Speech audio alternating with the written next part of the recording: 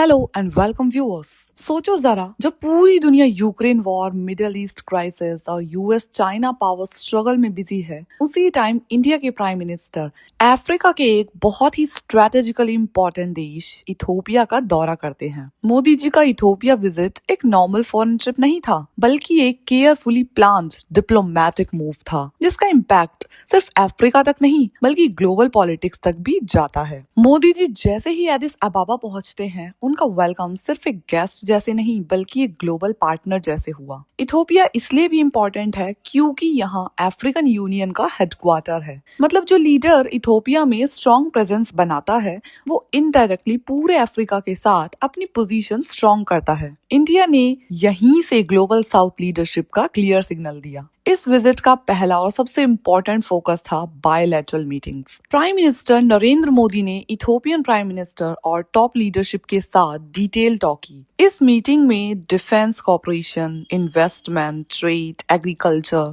Pharmaceutical, digital technology और infrastructure जैसे core sectors cover हुए। इंडिया ने इथोपिया के साथ ट्रेड वॉल्यूम बढ़ाए। इंडियन कंपनीज को इथोपिया में मैन्युफैक्चरिंग और इंफ्रास्ट्रक्चर प्रोजेक्ट्स के लिए एनकरेज करने की भी बात हुई। फार्मा सेक्टर एक मेजर हाईलाइट रहा। इथोपिया जैसे डेवलपिंग कंट्री के लिए अफोर्डेबल मेडिसिन बहुत क्रिटिकल है और इंडिया ऑलरेडी फार्मास्यूटिकल्स में बहुत अच्छा नाम कमा चुका है।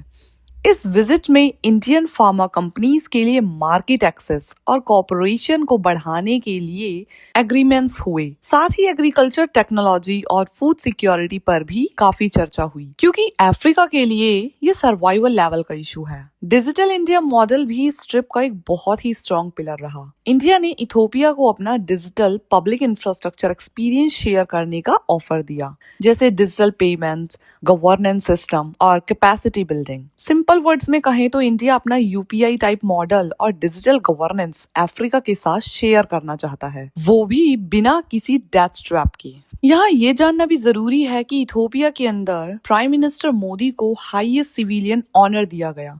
ये अवार्ड सिर्फ एक इंडिविजुअल रिकॉग्नाइजेशन नहीं था, बल्कि इंडिया के लिए ट्रस्ट और रिस्पेक्ट का सिंबल था। अब क्योंकि पिछले कुछ दशकों से हमने देखा है कि चाइना का इन्फ्लुएंस काफी ज्यादा बढ़ चुका है अफ्रीकन कंट्रीज में, और चाइना सभी को डेथ ट्रैप में फंसाता है। बस इसीलिए अफ्रीकन कंट्रीज एक ऑल्टरनेटिव पार्टनर ढूंढ रहे हैं, जहां उन्हें इंडिया एक बहुत ही रिलायबल और ट्रस्टवर्दी पार्टनर के रूप में नजर आता है।